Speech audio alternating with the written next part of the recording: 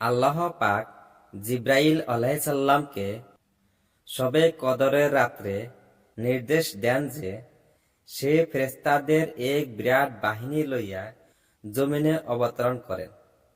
তাহাদের সহিত সবুজ রঙের ঝান্ডা থাকে, যাহা কাবা শরীফের উপর উড়ানো হয়। হযরত জিব্রাইল আলাইহিসসালামের 100 ডানার মধ্যে সেই রাত্রে মাত্র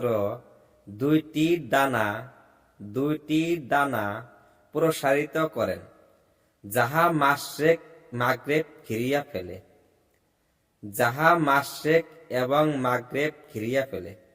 অতঃপর জিব্রাইল আলাইহিসসালাম ফেরেশতাগণকে তাকিদ করেন, তাহারা যেন প্রত্যেক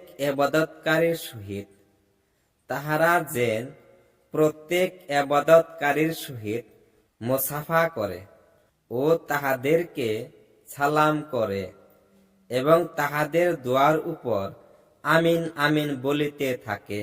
ভোর পর্যন্ত উক্ত অবস্থা চলিতে থাকে। সকাল বেলায় হযরত জিব্রাইল আলাইহিসসালাম ফেরেশতাদিগকে দুনিয়া থেকে প্রস্থান করিতে হুকুম দেন।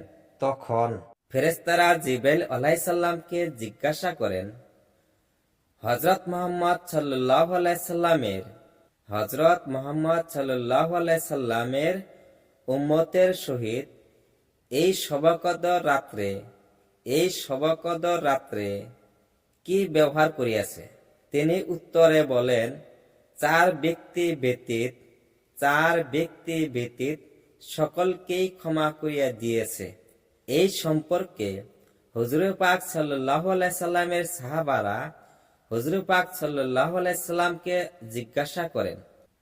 হুজুর পাক সাল্লাল্লাহু আলাইহি সাল্লামকে জিজ্ঞাসা করেন যে, হুজুর, সেই শবে কদর রাত্রির চার ব্যক্তি কাহারা?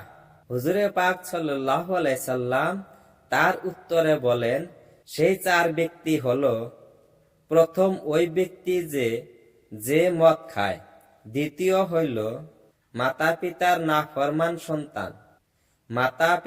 নাফরমান সন্তান, তৃতীয়ত আত্মীয়তার সম্পর্ক ছিন্নকারী ও চতুর্থ ব্যক্তি হলো হিংসুক ব্যক্তি।